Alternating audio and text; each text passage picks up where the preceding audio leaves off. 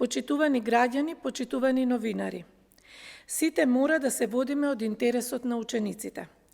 Училишната година мора да продолжи да се одвива непречено, што е особено важно затоа што зад нас имавме 2 училишни години во пандемија со коронавирусот, кога учениците следеа онлайн настава или комбинирана настава.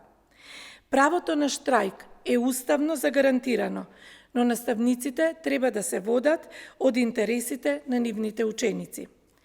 Владата предводена од Социјалдемократскиот сојуз на Македонија, како никој досега претходно, покажа вистинска грижа за образованието како клучен сектор во нашето општество.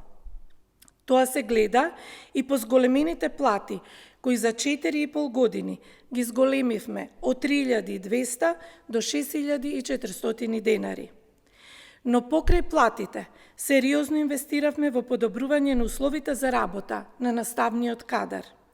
За 4,5 години изградивме и реконструиравме над 80 училишта, а за ова 2022 година предвидени се над 1 милијарда денари за капитални проекти во образованието.